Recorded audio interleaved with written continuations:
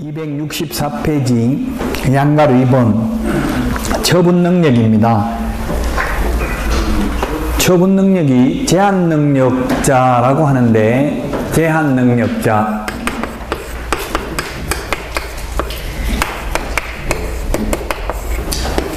제한 능력자에는 옛날에는 행위 무능력자라고 했죠.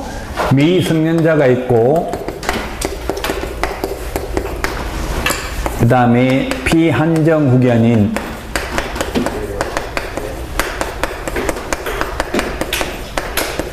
그 다음에 피성년 후견인이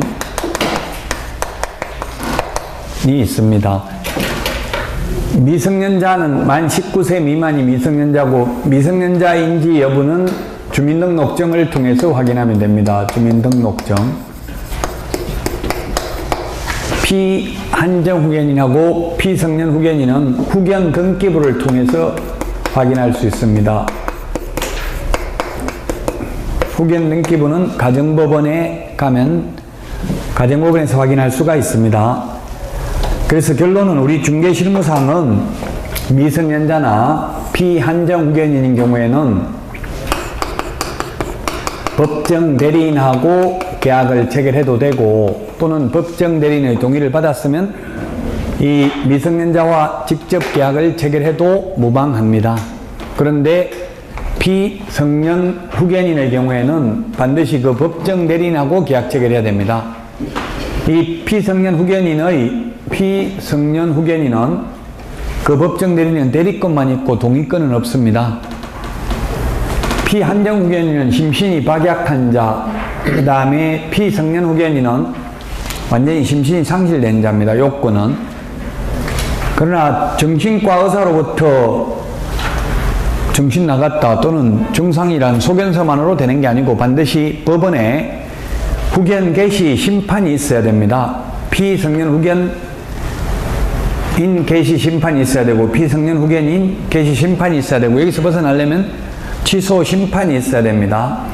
후견인이라는 말이 뭐예요? 후견인, 뒤에서 보살펴주는 사람,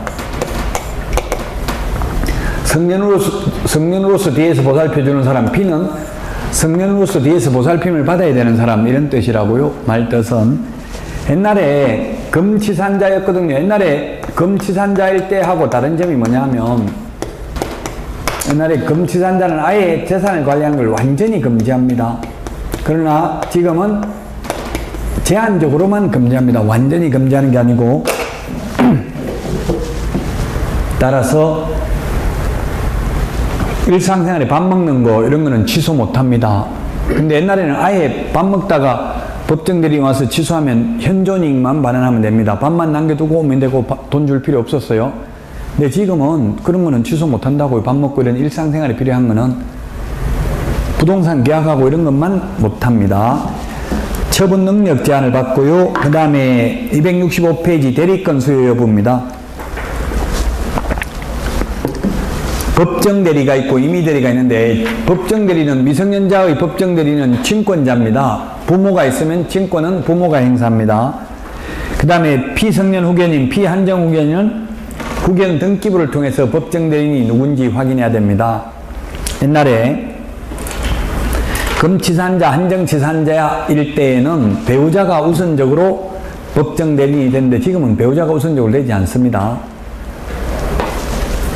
사건이 많이 났어요. 남편이 회사 기업체 사장인데, 중소기업, 부인한테 200만 원 생활비 주고 가계부 써가지고 결제받아라고 이렇게 했어요. 그러니까 여자분이 응급 환자 수송 있죠. 그 119도 아니면서 114도 아니면서 차 다니는 거 있죠. 응급 환자 수송 차량. 거기 전화하면 정신병원에 입원시켜주거든요.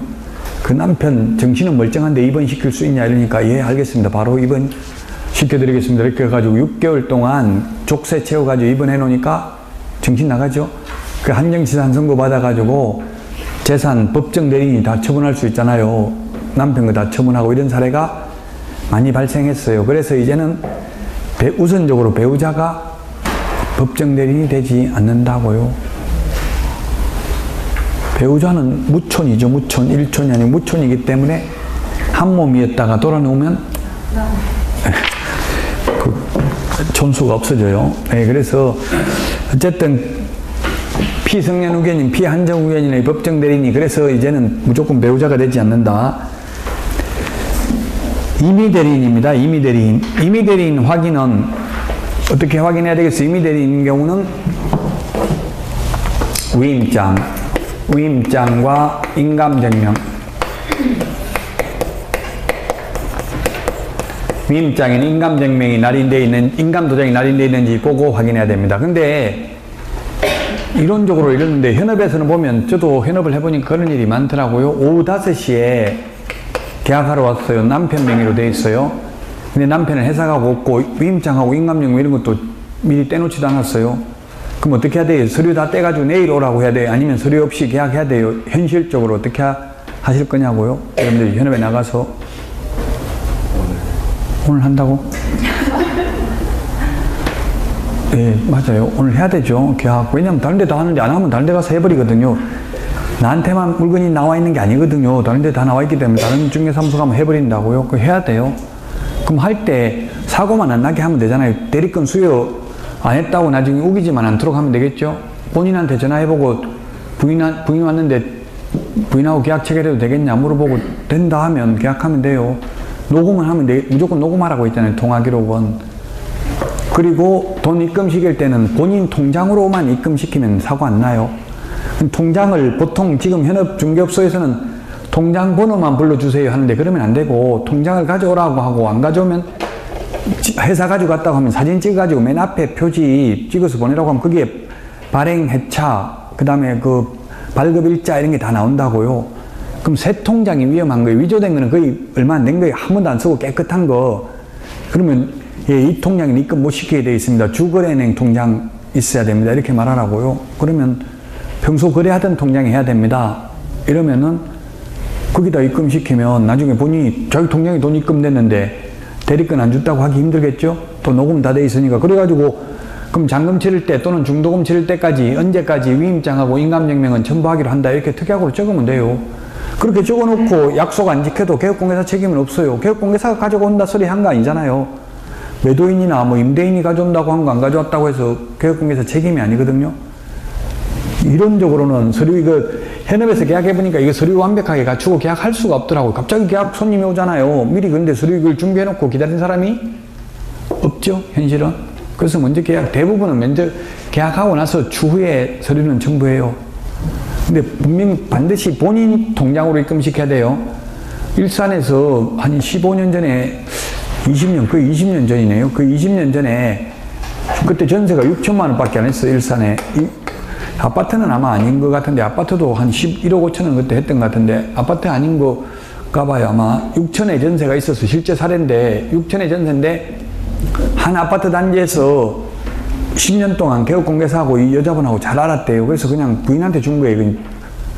보증금을, 전세 보증금을. 근데 나중에 나갈 때는 3개월 후에 이혼하고 가고 없는 거예요. 남편한테 보증금 내달라고 하니까 무슨 소리 하냐, 나한테 준 적 있냐 이렇게 나오는 거예요. 그래 공동중개 했는데 개업공개사 2명이 개업공개사 2명하고 남편도 그럼 나도 남편이었다는 이유만으로 2천만 원 내가 손해볼게 이렇게 한 거예요. 그래서 개업공개사 2명 2천만 원씩 물어내고 남편이 2천만 원씩 물어내가지고 해결했어요. 본인 통장으로 아무리 지내도 요즘은 본인 통장에 입금해주기 돼 있다. 남편한테 입금해주면 그거 찾아 써라 이렇게 하면 되겠죠. 그것도 못한다고 막 화내면 이상한 거잖아요. 그 무조건 요즘은 이렇게 하게 돼 있다 이렇게 말해요. 그래가지고 통장으로 입금을 시키면 사고 나지 않습니다. 거의. 양가로 4번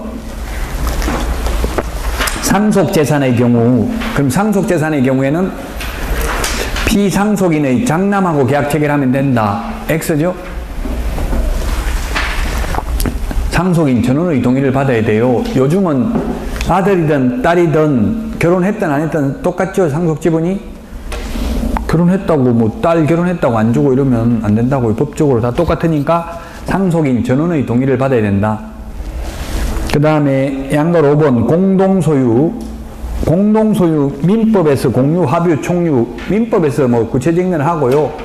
그래서 소유 형태를 보면 민법에서 단독 소유가 있고 공동 소유가 있다. 공동소유는 인적 결합 형태에 따라서 공유, 합유, 총유가 있다. 인적 결합 형태가 가장 약한 게 공유입니다. 부부 공동명의로 등기하는 거 이런 것들. 그 다음에 민법상 조합재산이 합유입니다. 민법상 조합이라고 하면 우리나라 말로 하면 동업계약입니다. 동업계약. 딸기 영농조합 이게 조합 합유죠. 그 다음에 총유는 비법인 사단, 권리능력이 없는 사단, 즉 등기 안 된 법인은 총유고 등기된 법인은 법인 단독 소유입니다. 우리나라에서 부동산을 가장 많이 가지고 있는 사람은 하면 삼성물산 주식회사입니다. 법인입니다. 법인 단독 소유입니다. 등기 안 돼 있는 종중, 문중 이런 것들은 총유입니다.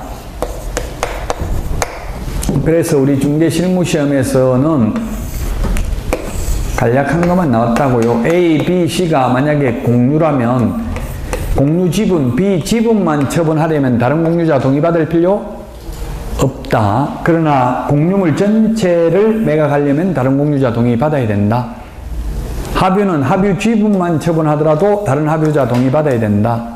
총유는 지분이 없기 때문에 사원총회 결의가 있거나 종중규약이 있으면 규약에 따라야 돼요. 종중재산인 경우 종중의 장손하고 계약하면 무방하다. X죠?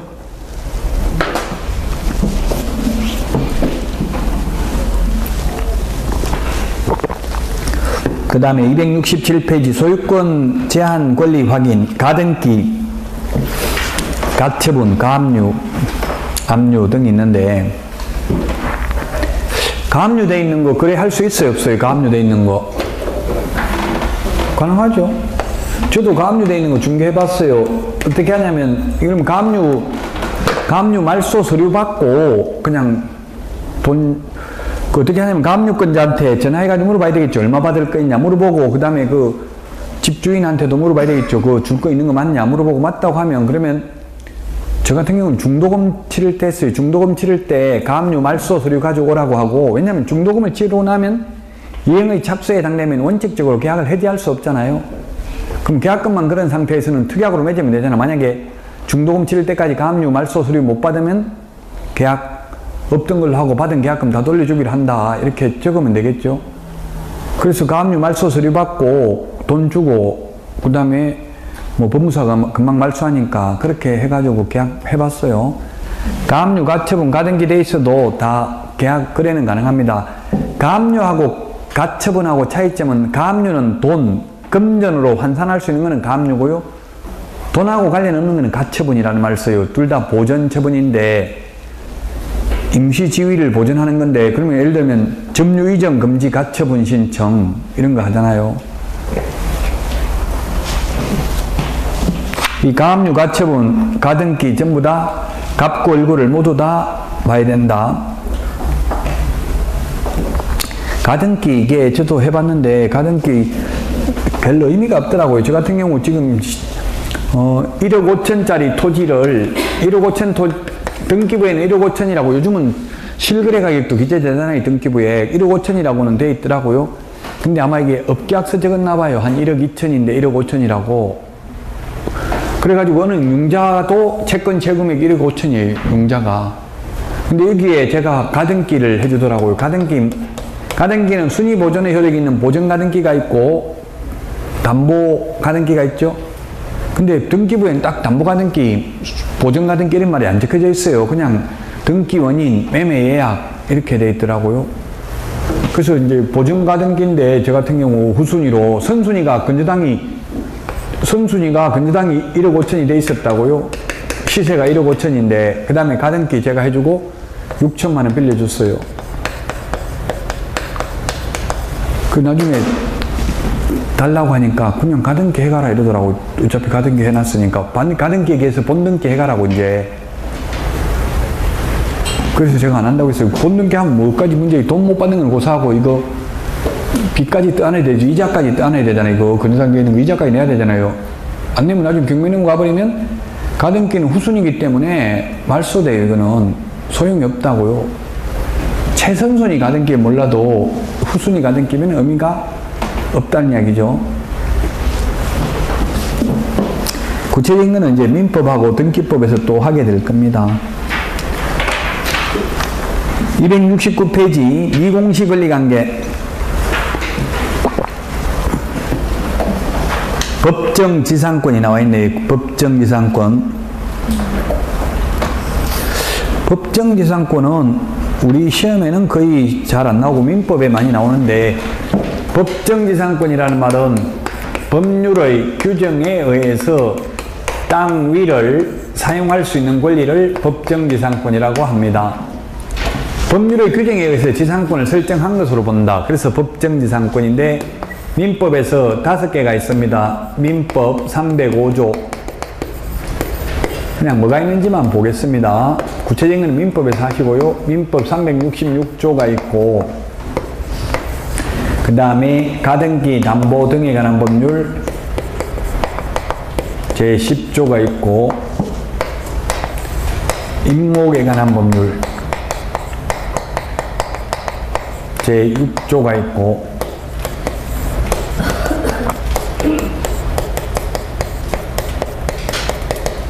관서법이 있습니다.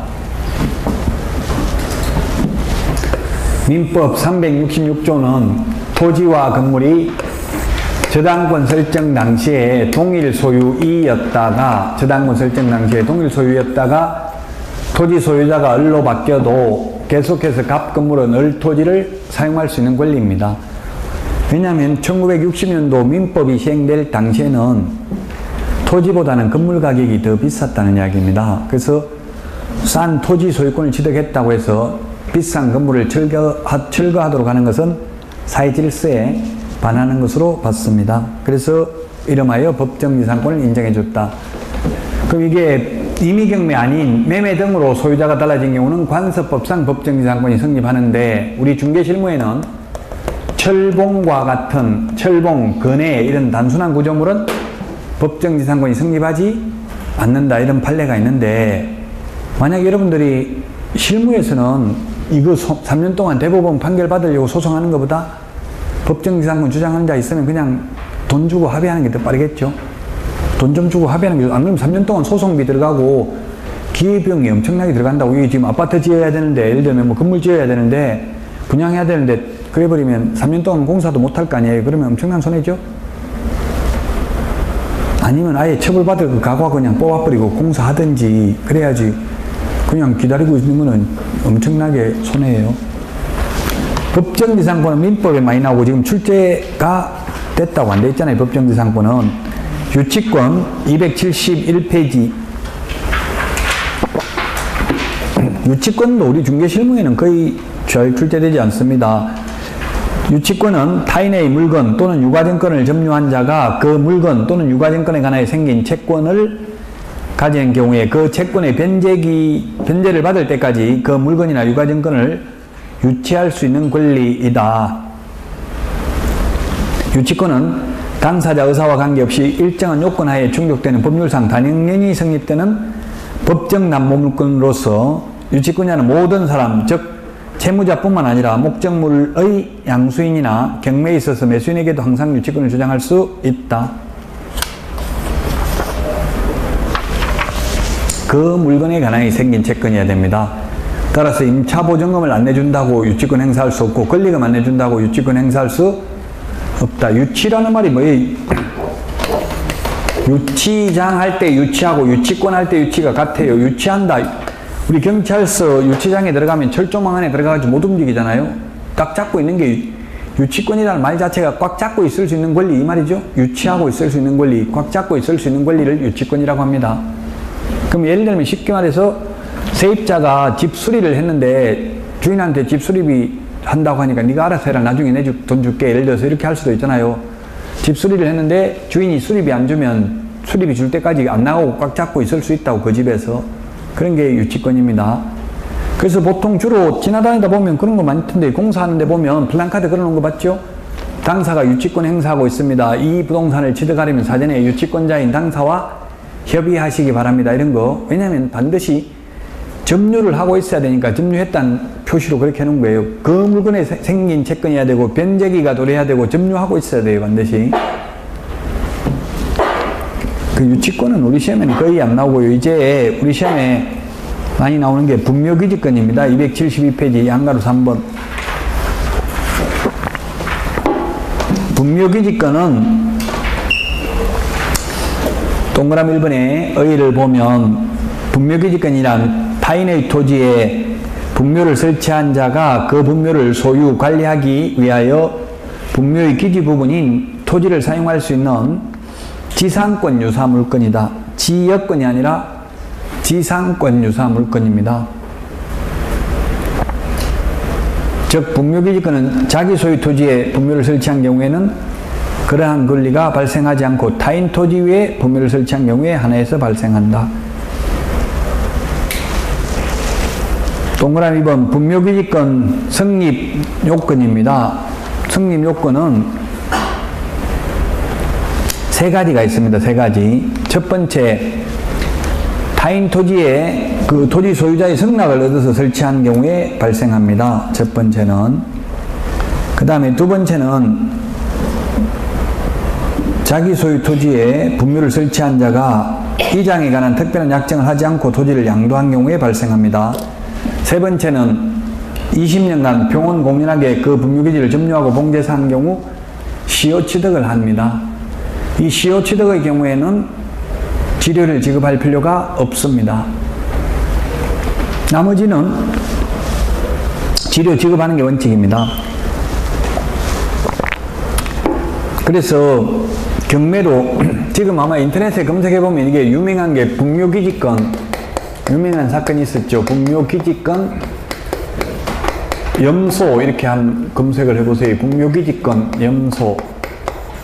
지금 바로 검색해보면 나오겠죠. 분묘기지권 염소 이렇게 검색을 해보면 분묘기지권은 이게 세 가지. 경매로 낙찰받았어요. 경매로 낙찰받아가지고 옛날 그 땅 주인이 묘 설치해놨는데 경매로 낙찰받았으면은 지료 지급해야 되죠. 시효취득만 지료 지급 안 한다고 했잖아요. 지금 대법원에서 공개 변론이 진행 중입니다. 20년간 평온공연하게 남은 땅을 사용했을 경우에는 영구무한히 계속 사용할 수 있고 돈도 한 푼도 안 내도 된다고요. 그래서 이건 아마 앞으로는 곧 몇 년 안에 바뀔 것 같아요. 제 생각에는 지료를 내든지 아니면 이장을 해주든지. 옛날에는 우리 전통간섭이 죽은 조상들을 잘 모시는 게 전통간섭이었는데 지금은 그 토지 소유권하고 충돌한다는 이야기예요. 옛날에는 땅이 얼마 안 했잖아요. 가격이 산 같은 거. 그러니까 몇 푼 안 하니까 그냥만. 저도 시골에 보면 우리 조상들, 제 산은 아닌데 우리 부모가 아니고 문중산이네. 그 산에 보면 묘가 엄청나게 많고 남들이 설치해도 그냥 내버려둬요. 별로 신경도 안 쓰고. 왜냐면 그거 팔 생각도 없고 어차피 땅 가격도 얼마 하지도 않고 팔지도 못하고 그러니까. 근데 지금은 파주 같은 데 이런 데 뭐 개발하다가 보면 엄청나게 여기 묘 있는 거, 저도 여기 파주에 있는 거 하나 중개하려고 하다 결국 못했는데 완전히 아예 전부 다 수용돼가지고 묘를 이장해 놓은 데가 있더라고, 산에. 그것도 땅이 또 엄청나게 또 땅 가격이 올라갔어요. 그것도 팔려고 하더라고. 이제 조상들이, 자기 부모들이 거기다 묘 설치했는데 자식은 팔려고 하더라고요. 그 분묘기지권 성립하는데 살 사람이 있냐고 해서 제가 아는 분 소개하려고 했는데도 또 안 팔라 하더라고. 더 비싸게 받으려고. 묘가 있는데도 또 살 사람이 있더라고요. 나중에 어떻게 하려고 그런지는 모르겠는데 분묘기지권 성립한다 해도. 그래서 지금은 이게 소유권하고 많이 충돌하고 있다고 나와요. 인터넷에 보니까 나오나요? 염소하고 분묘기지권 나오죠?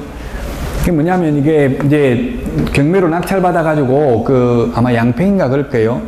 수십만 평 되는 땅을 경매로 낙찰받았어요. 거기에 매각물권명세서에 분묘기지권 성립 여지 있음 이렇게 하니까 사람들이 안 쳐다보잖아요. 가격이 계속 떨어지잖아요. 왜냐면 그게 펜션 지어가지고 분양하려고 했는데 중간중간 분묘가 50개나 있어. 50개나 있다고요, 산에. 그럼 가치가 없잖아요. 한쪽에 모아져 있는 것도 아니고 군데군데 있으니까. 그 낙찰받아가지고 이제 종중 땅인데, 문중 땅인데 내용증명 보냈어요.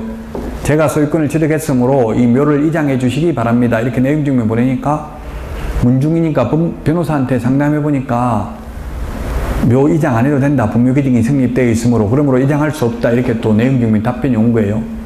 그래서 낙찰받은 사람이 여기 묘 주위에다가 여기 울타리 쳐놓고 여기다 염소를 몇 마리씩 갖다가 철조망 쳐놓고 동영상 찍어가지고 보내서 당신 조상들이 염소발 아래 짓밟히는 모습 와서 구경하시기 바랍니다. 그리고 염소가 이 봉분을 다 까뭉개면 평평하게 돼버리면 분묘기지권은 성립하지 않는 건 알고 계시죠? 이거 뭐 일주일 안에 아마 다 봉부는 없어질 겁니다. 빨리 와서 그 전에 구경하시기 바랍니다. 이렇게 해가지고 보낸 거예요. 그러니까 뭐 나이 많으신 분들 노발대발하고 와서 싸우고 이러면서 협상력을 높이기 위해서 이렇게 하는 거죠. 벼랑끝 전술을 쓰는 거예요. 우리 법에 뭐 염소를 키우면 처벌받는다는 규정도 없고 염소 키우면 안 된다는 말도 없어. 근데 이거 소송하면 소송하는 사이에 벌써 봉부는 다 없어지는 거고 없어지면 일단 분묘기지권은 상실하거든요. 그래서 이제 결국은 이장 비용은 우리가 되겠다. 그리고 분묘일기당 200만 원씩 보상해 주겠다. 이런 식으로 해서 한 뭐 2억 5천 정도 들여가지고 묘가 산이 몇십만 평 되니까 한쪽 귀퉁이에다 50개를 다 이장해 놓고 펜션 사업 해가지고 읽어보면 돈을 수백억 벌었다. 이런 게 나와 있어요. 분묘기지권 생기는 거 세 가지라고요. 남의 땅에다가 주인 동의받고 설치하는 경우, 동의받지 않고 설치했다 하더라도 20년간 평온 공연하게 분묘기지를 점유하고 봉제사한 경우, 그 다음에 세 번째는 자기 땅에다 묘 설치해놓고 묘 이장한다 안 한다 아무 말 안 하고 그냥 판 경우, 세 가지가 분묘기지권이 성립합니다. 봉제사하고 관리는 해야 됩니다. 관리 안 하면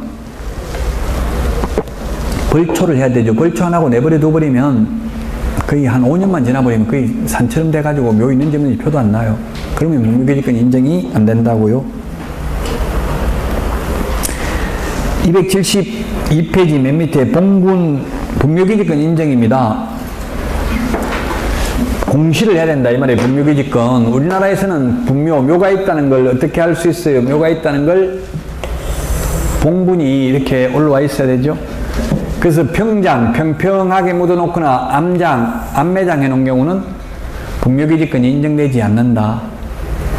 저도 평장한 걸 처음 봤어요. 노무현 전 대통령 묘 봉하마을에 가서 보니까 평장이더라. 평평하게 그냥 평지에 그 밑에다가 골분, 뼈의 가루만 묶고 그냥 돌만 하나, 너럭바위 그냥 자연석 돌만 하나 이렇게 얹어놨더라고요. 그 평장이라고. 그런 경우는 분묘기지권 인정되지 않습니다.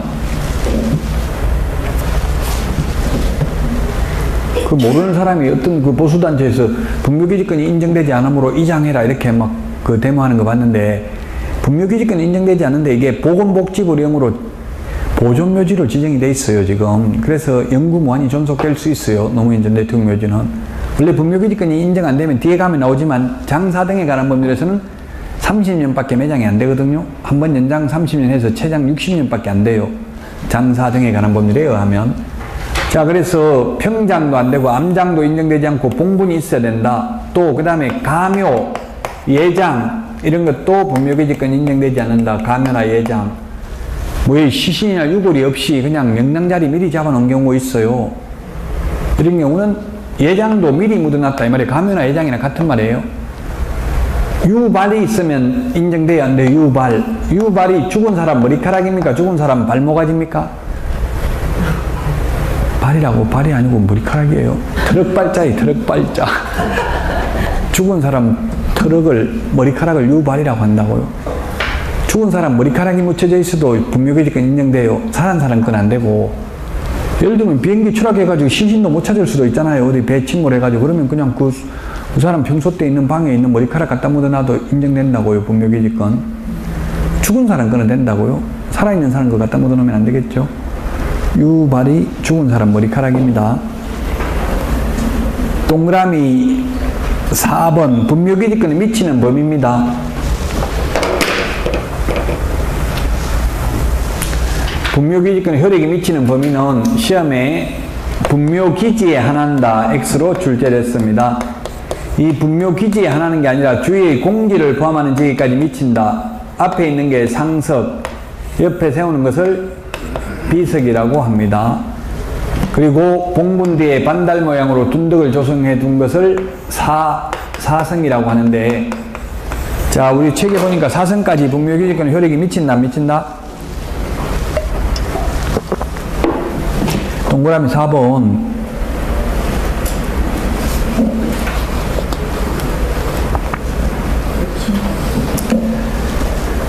미친다고요? 미치지 않는다? 미칠 수도 있고 안 미칠 수도 있습니다. 그게 뭐라고 그거 보면 판례가 면적을 딱히 정할 수 없다는 이야기예요. 사회 통념상 판단하기 때문에 반드시 미치는 것은 아니다. 미칠 수도 있고 안 미칠 수도 있다. 개별적인 분묘를 보고 판단해야 된다. 사회통념상. 그 다음에 5번 분묘기지권의 존속기간은 영구무한히 존속됩니다. 봉제사고 관리하는 한 영구무한히 존속되고요. 그 다음에 동그라미 6번 치료지급은 시효취득의 경우는 치료를 지급할 필요가 없다. 나머지는 치료를 지급하는 게 원칙이다. 그 다음에 동그라미 7번 분묘기지권의 권한입니다. 새로운 분묘를 신설할 권능은 인정되지 않습니다. 여기에 부부 중에서 남편이 먼저 사망해서 분묘기지권이 생겼다 해서 뒤에 죽은 배우자를 쌍분 형태로 합장하는 거 허용되지 않는다. 단분 형태로 합장을 하는 것도 허용되지 않는다. 단분은 봉분이 하나 있고 그 밑에 관만 2개 묻는 것도 허용되지 않는다. 근데 지나다니다 보면 쌍분 많이 있죠.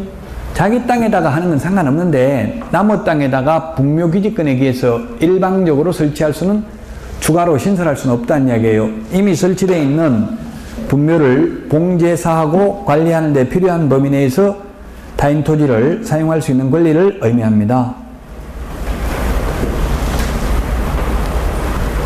그 다음에 동그라미 8번 분묘기지권을 시효취득했다고 해서 그 땅의 소유권을 시효취득하는 건 아닙니다.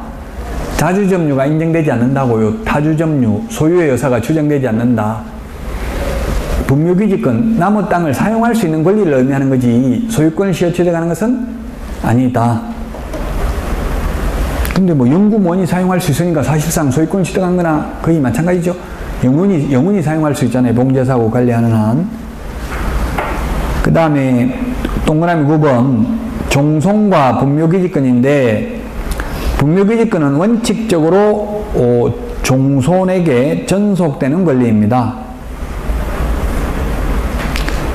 그런데 종손이 아닌 자가 제사주재자로서 분묘에 대한 관리처분권을 가지고 있다 하기 위해서는 우선 종손에게 제사주재자의 지위를 유지할 수 없는 특별한 사정이 있어야 된다. 종손, 장손.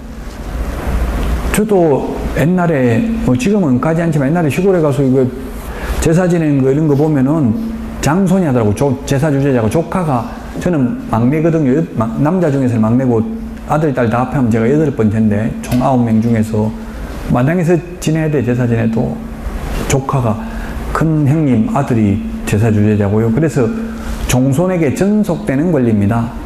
저도 지금 재산은 하나도 없고 지금 전부 형님 앞으로 다 돼 있어요. 명의가 명신탁이 돼가지고 원래 문중 땅인데 옛날에 명신탁을 했잖아요. 그냥 장남 앞으로 다 돼 있다고 계속 그런 식으로 아버지 앞으로 돼 있다가 지금 형님 앞으로 돼 있다가 제 조카가 형님만 돌아가시면 바로 다 팔아먹겠다 이렇게 하더라고요. 네가 살라면 돈 있으면 살아 이렇게 하는데 저거 살 돈 없죠. 자, 그 다음에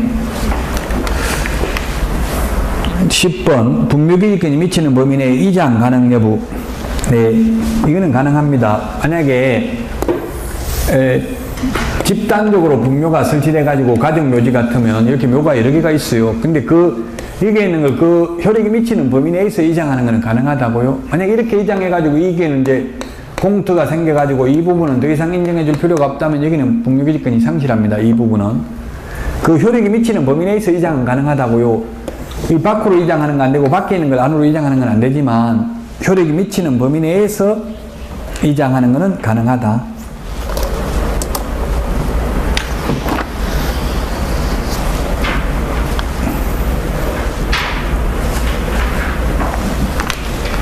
그 다음에 동그라미 12번입니다. 274페이지 동그라미 12번. 12번에 보면 분묘가 멸실된 경우라 하더라도 이게 아마 파주에서 판례인 것 같아요. 멸실된 경우라 하더라도 유골이 존재하여 분묘의 원상회복이 가능하여 일시적인 멸실에 불과하다면 분묘기지권은 계속 존속하고 있다고 봄이 상당하다. 자, 여기까지 하고요. 이제 다음 주에 장사 등에 관한 법률을 하고 쉬었다가 오늘 문제 풀어보도록 하겠습니다.